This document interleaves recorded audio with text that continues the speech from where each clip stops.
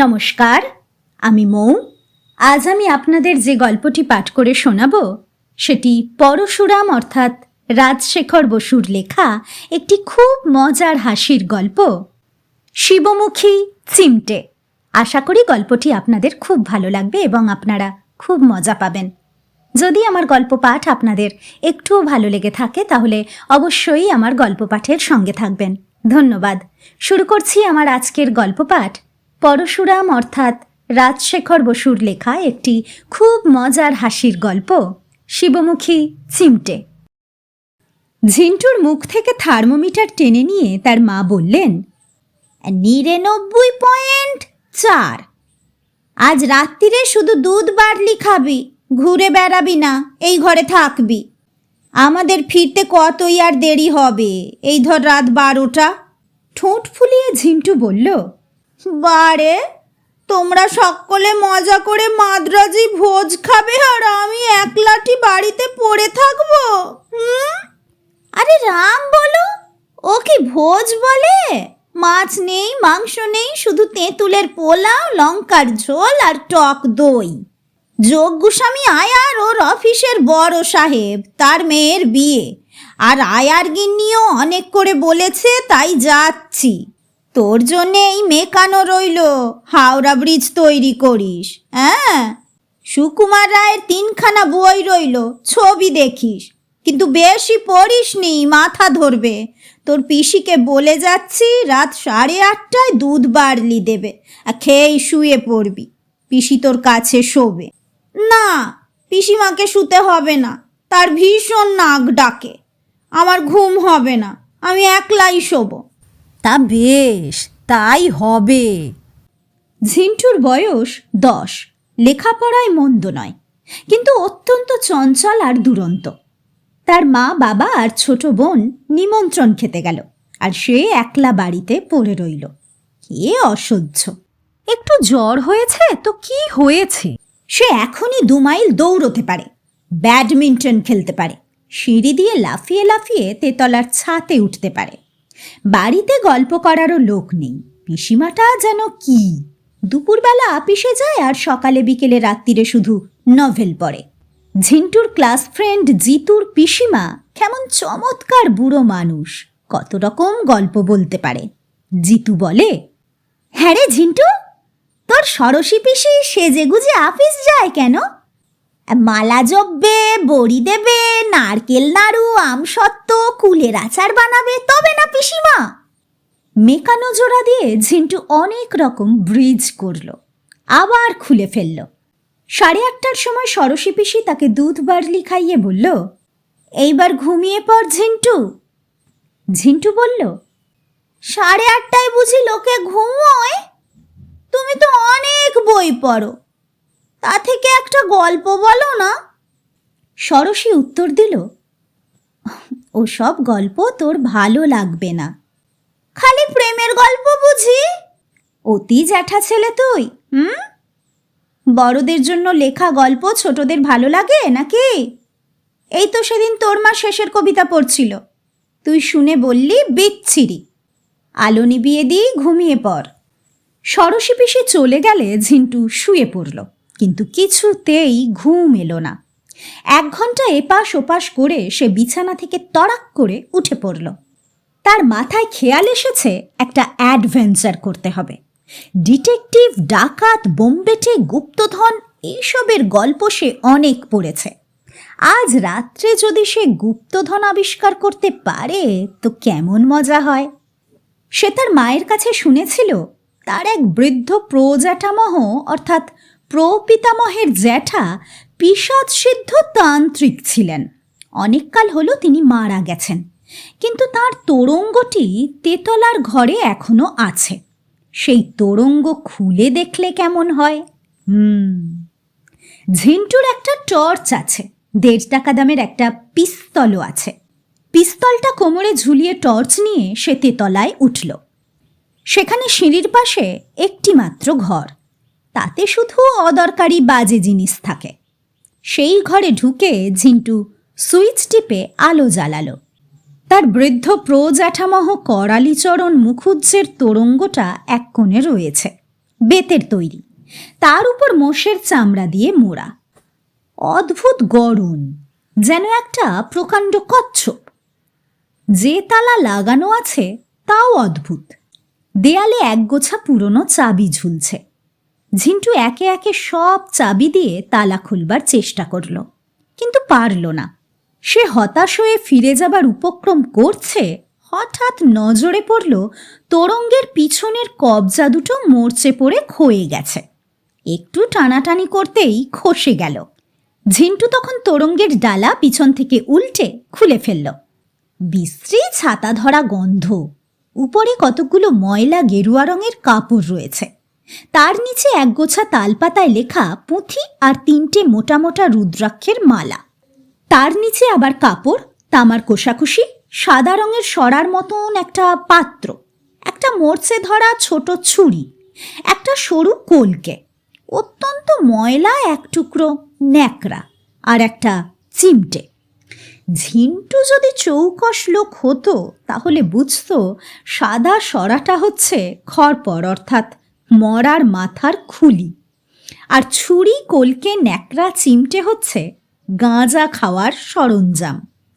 বিরক্ত হয়ে ঝিন্টু বলল, দুধ তোর, টাকা করি হিরে মানিক কিচ্ছু নেই, তবে চিমটেটি মন্দ নয়, আন্দাজ 1 ফুট লম্বা, মাথায় একটা আংটা, তাতে আবার আরও 3টে আংটা গোছা করে লাগানো আছে।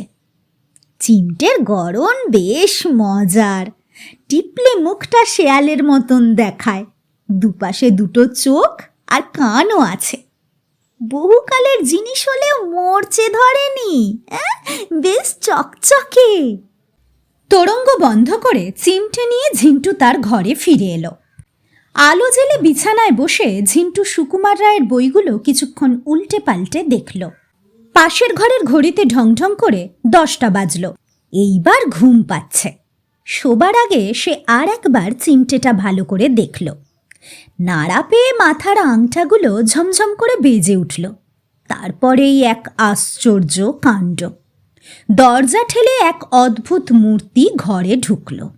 বেঁটে গড়ন, ফিকে ব্লু ব্ল্যাক কালির মতন গায়ের রং, মাথার চুলে ঝুঁটি বাঁধা, মুখখানা বাঁদরের মতন। নন্দলালের আঁকা নন্দীর ছবির সঙ্গে কতকটা মিল আছে। পরনে গেরুয়া রঙের নিংটি, পায়ে খড়ম। মূর্তি বলল, কি চাও হে খোকা? ঝিন্টু প্রথমটা ভয়ে আঁতকে উঠল, কিন্তু সে সাহসী ছেলে। মূর্তিমান অ্যাডভেঞ্চার তার সামনে উপস্থিত হয়েছে, এখন ভয় পেলে চলবে কেন? ঝিন্টু প্রশ্ন করল, তুমি কে? ঢুন্ঢুদাস চন্দ্র, তোমার পূর্বপুরুষ পিশাচ সিদ্ধ হয়েছিলেন তা শুনেছ? আমি সেই পিশাচ। তোমাকেই সেদ্ধ করেছিলেন বুঝি? দূর বোকা, আমাকে সেদ্ধ করে কার সাধ্য? তিনি সাধনা করে নিজেই সিদ্ধ হয়েছিলেন, আমাকে বশ করেছিলেন। এই শিবামুখী চিমটেটি আমি তাকে দিয়েছিলাম। আমাদের মধ্যে এই বন্দোবস্ত হয়েছিল যে চিমটে বাজালেই আমি হাজির হব, আমাকে যা করতে বলা হবে তাই করব। কিন্তু করালি মুখুজ্জে ছিলেন নির্লোভ সাধু পুরুষ, কখনো ধন দৌলতের জন্যে আমাকে ফরমাস করেননি, শুধু হুকুম করতেন, ले आओ तंबाकू, ले आओ गंजा, ले आओ उम्दा कारण बाड़ी बिलायती शराब, ले आओ अच्छी अच्छी भैरवी। তিনি মারা যাবার পর থেকে আমি নিষ্কর্মা হয়ে আছি। আর শোনো খোকা, আজ হলো বৈশাখী অমাবস্যা, 100 বছর আগে এই অমাবস্যার রাত দুপুরে তোমার প্রপিতামহের জ্যাঠা করালিচরণ মুখুজ্জে সিদ্ধি লাভ করেছিলেন। শর্ত অনুসারে আজ ঠিক সেই লগ্নে আমি কিঙ্করত্ব থেকে মুক্তি পাব। তারপর যতই চিমটে বাজাও আমি সাড়া দেব না। এখনো ঘন্টা 2 সময় আছে। তোমার ডাক শুনে আমি এসেছি। কি চাই বলো? একটু ভেবে ঝিন্টু বলল, একটা হাঁস ঝাড়ু দিতে পারো? হ্যাঁ, সে আবার কি? ঝিন্টু বই খুলে ছবি দেখিয়ে বলল, এই রকম জন্তু, হাঁস আর সজারুর মাঝামাঝি। ও, বুঝেছি বুঝেছি। কিন্তু এরকম জানোয়ার তো রেডিমেড পাওয়া যাবে না, সৃষ্টি করতে সময় লাগবে। 1 ঘন্টাখানিক পরে আমি একটা হাঁস ঝাড়ু পাঠিয়ে দেব। হ্যাঁ, ঝিন্টু বলল, তা না হয় 1 ঘন্টা দেরি হলো, ততক্ষণ আমি ঘুমোবো।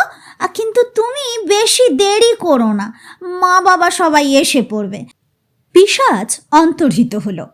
ঝিন্টু ঘুমোচ্ছিল। হঠাৎ খুটখুট শব্দ শুনে তার ঘুম ভেঙে গেল। আলো জ্বালাই ছিল। ঝিন্টু দেখল একটা কিংভূত কিমাকার জানোয়ার ঘরে ছোটাছুটি করছে। তার মাথা আর গলা হাঁসের মতন, ধর সজারুর মতন, সমস্ত গায়ে কাঁটা খাড়া হয়ে আছে। 4 পায়ে দৌড়ে বেড়াচ্ছে আর প্যাক প্যাক করে ডাকছে। ঝিন্টু উঠে বসল, আদর করে ডাকল, আ আ আ চুপ চুপ চুপ চুপ চুপ। হাঁস ঝাড়ু পোষা কুকুরের মতন লাফিয়ে 2 থাবা তুলে কোলে উঠতে গেল। ঝিন্টুর হাঁটুতে কাঁটার খোঁচা লাগলো।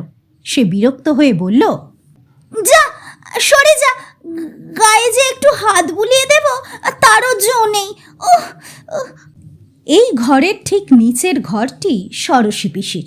খাওয়ার পর সরসী একটা গোটা উপন্যাস সাবার করে ঘুমিয়ে পড়েছিল। মাথার উপর দুপদাপ শব্দ হওয়ায় তার ঘুম ভেঙে গেল। বিরক্ত হয়ে বলল, আহ, পাজি ছেলেটা এখনো ঘুমোয়নি, দাপিয়ে বেড়াচ্ছে। সরসী উপরে উঠে ঝিন্টুর ঘরে ঢুকেই চমকে উঠে বলল, ও মা গো, এটা আবার কোত্থেকে এলো? ঝিন্টু বলল, ও আমি পুষেছি, কোনো ভয় নেই, কিচ্ছু বলবে না। কাল নাপিত ডেকে গায়ের কাঁটা ছাঁটিয়ে দেব, তাহলে আর হাতে ফুটবে না। একটু দুধ আর বিস্কুট এনে দাও না পিসিমা, বেচারার খিদে পেয়েছে। আত্মরক্ষার জন্য সরসী ঝিন্টুর খাটের উপর উঠে বলল, এটাকে কোত্থেকে পেয়েছিস? হ্যাঁ, শিগগির বল ঝিন্টে।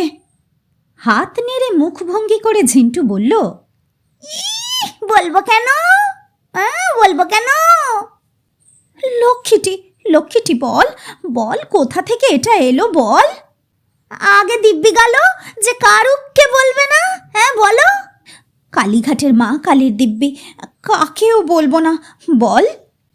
ঝিন্টু তখন সমস্ত ব্যাপারটি খুলে বলল। সরসীর বিশ্বাস হলো না। বলল, তুই বানিয়ে বলছিস ঝিন্টে? করালি জ্যাঠা পিশাচ সিদ্ধ ছিলেন এইরকম শুনেছি বটে, কিন্তু ও একটা বাজে গল্প। বাজে গল্প? বাজে গল্প? তবে এই দেখো।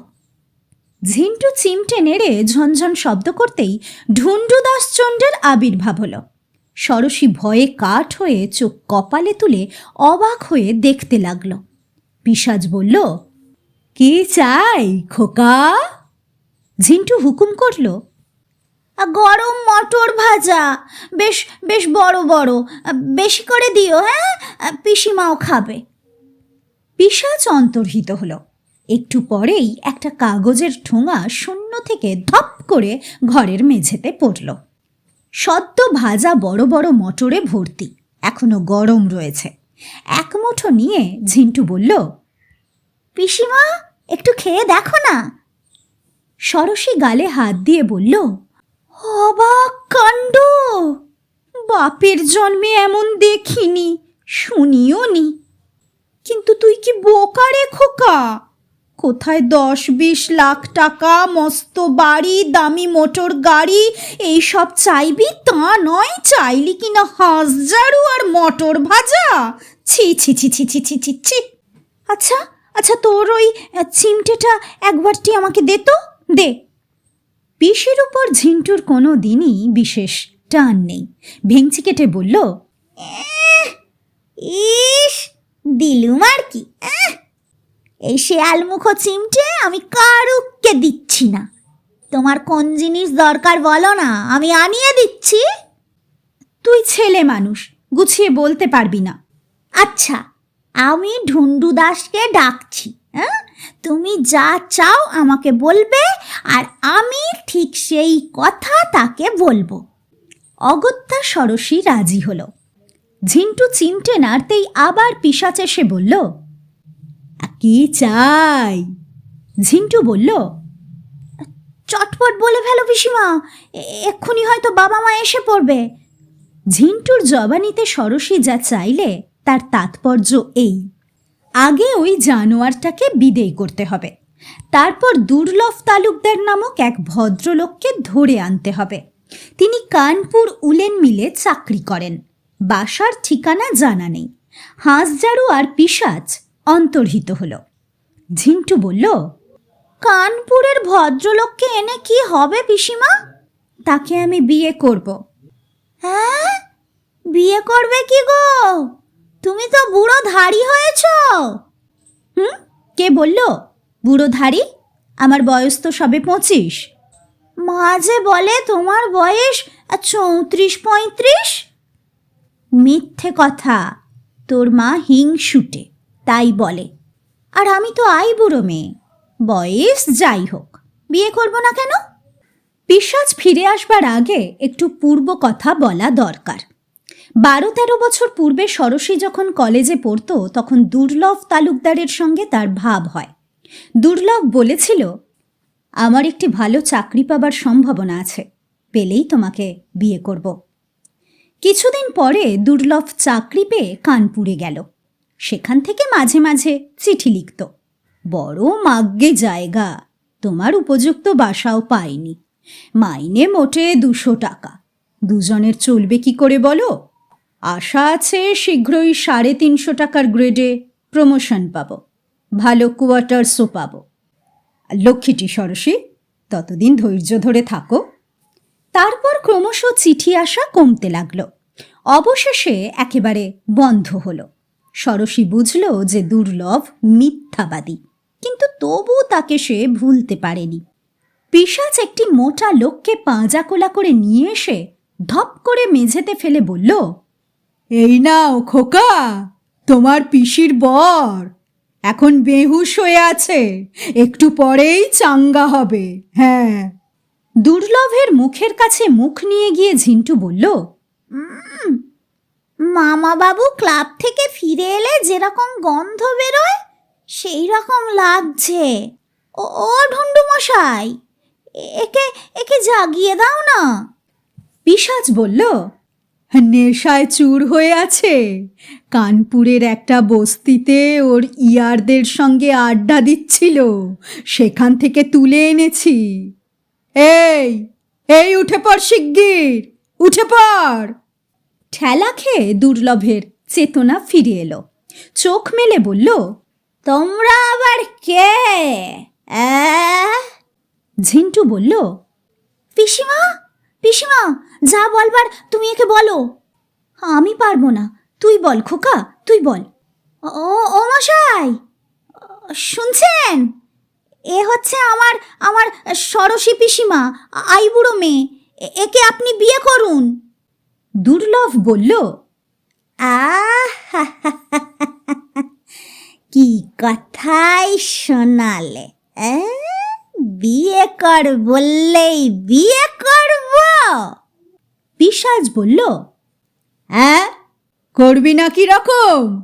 করবি না কি রকম? তোর বাবা করবে। একটি পৈশাচিক চর খেয়ে দুর্লভ বলল, মেরো না বাবা, মেরো না, ঘাট হয়েছে, ঘাট হয়েছে। বেশ বেশ বেশ, বিয়ে করছি, পুরুত ডাকো ডাকো, কিন্তু বলে রাখছি, অলরেডি আমার একটি বাঙালি স্ত্রী আর খট্টা জরু আছে।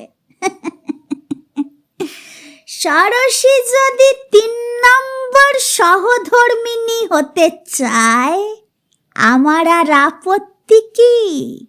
সবাই মিলে এক বিছানায় শুতে হবে কিন্তু।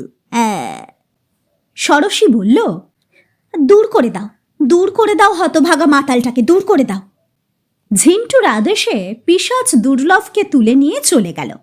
ঝিন্টু বলল, আচ্ছা পিসিমা, তোমার আপিসে তো অনেক ভালো ভালো বাবু আছে, তাদের একজনকে আনাও না। হ্যাঁ, একটু ভেবে ষোড়শী বলল, আমাদের হেড অ্যাসিস্ট্যান্ট যোগিন বারুজ্যের স্ত্রী 2 বছর হলো মারা গেছে।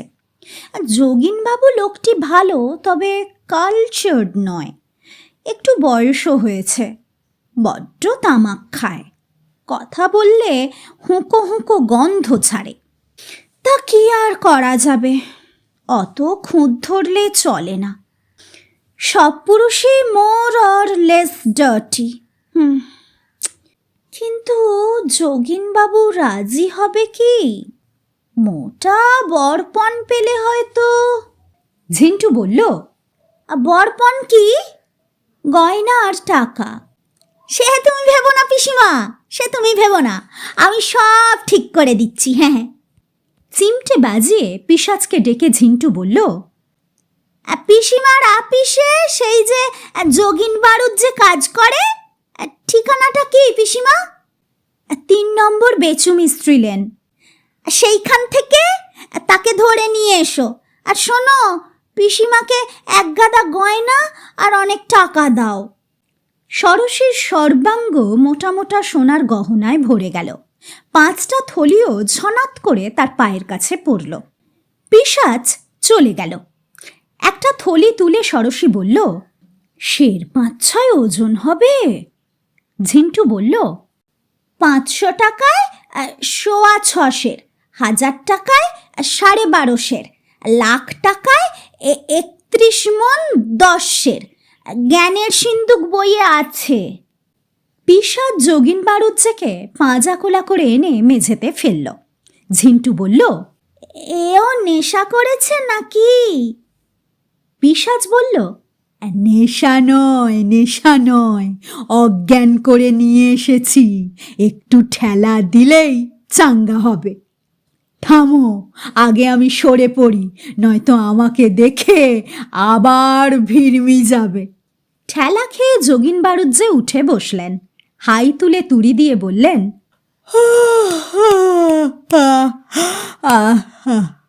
দুগ্গা দুগ্গা, এ আমি কোথায়?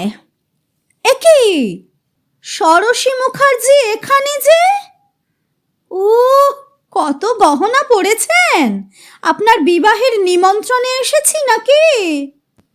মুখ নিচু করে ষোড়শী বলল, খোকা খোকা তুই বল। ঝিন্টু বলল, স্যার, আপনি আমার এই ষোড়শী পিসিমাকে বিয়ে করুন। ইনি আইবুড়ো মেয়ে, বয়স সবে 25। দেখছেন তো কত গয়না, আবার 5 থলি টাকাও আছে, এক একটা 5-6 সের। হ্যাঁ। যোগিনবাবু বললেন, বাহ খোকা, তুমি নিজেই শালঙ্কারা পিসিকে সম্প্রদান করছো নাকি? তা আমার অমত নেই, মিস মুখার্জির ওপর আমার একটু টাকও ছিল, তবে কিনা ইনি হলেন মডার্ন মহিলা, তাই এগুতে ভরসা পাইনি। গহনাগুলো বড্ড সেকেলে, কিন্তু বেশ ভারী মনে হচ্ছে, বেচে দিয়ে নতুন ডিজাইনের গড়ালেই চলবে। কিন্তু ব্যাপারটা যে কিছুই বুঝতে পারছি না, এখানে আমি এলুম কি করে? ষোড়শী বলল, সে কথা পরে শুনবেন, এখন বাড়ি যান, কাল সকালে এসে আমার দাদাকে বিবাহের প্রস্তাব জানাবেন। এই আংটিটা পরুন, তাহলে ভুলে যাবেন না। ভুলে যাবার জো কি, কাল সকালেই তোমার দাদাকে বলবো। এখন কটা বেজেছে? বলো কি, 11:15? তাই তো, বাড়ি যাব কি করে? ট্রাম বাস তো সব বন্ধ। ঝিন্টু বলল, কিচ্ছু ভাববেন না স্যার, একবারটি শুয়ে পড়ে চোখ বুঝুন তো, চোখ বুঝুন। যোগিন বাড়ুজ্জে সুবোধ শিশুর ন্যায় শুয়ে পড়ে চোখ বুঝলেন। শিবামুখী চিমটের আওয়াজ শুনে পিশাচ আবার এলো। ঝিন্টু তাকে ইশারায় আজ্ঞা দিল, একে নিজের বাড়িতে পৌঁছে দাও। 12টা বাজল। সরসী বলল, দাদা বৌদি এখনই এসে পড়বে, যাই গহনাগুলো খুলে ফেলিগে, টাকার থলিগুলোও তুলে রাখতে হবে। তোর মোটে বুদ্ধি নেই, টাকা নাচে নোট চাইলি না কেন?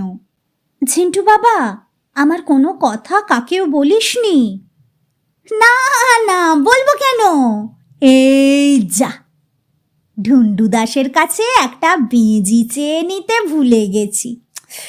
যা, স্কুলের দারোয়ান রামভজনের কেমন চমৎকার একটি আছে, খুব পোষা, কাঁধের ওপর নেপটে থাকে। ভাবিসনি খোকা, যত বেজি চাস তোর পিসেমশাই তোকে কিনে দেবে। তুই আর জ্বর গায়ে জাগিসনি, শুয়ে পড়। হ্যাঁ, কোথায় জ্বর? সে তো ঢুন্ডু দাসকে দেখেই সরে গেছে। হ্যাঁ রে খোকা, আমরা স্বপ্ন দেখছি না তো? হ্যাঁ, সকালে ঘুম থেকে উঠে যদি দেখি গহনা আর টাকা সব উড়ে গেছে? গেলই বা উড়ে, হ্যাঁ? যোগিন বাবু আবার গড়িয়ে দেবে, টাকাও দেবে। যোগিন বাবুও যদি উড়ে যায়? যাগ্গে উড়ে। তুমি এই মটর ভাজা একটু খেয়ে দেখো না, দেখো কেমন কুরকুরে। বেশ করে চিবিয়ে গিলে ফেলো, তাহলে কিছুতেই আর উড়ে যেতে পারবে না। হ্যাঁ।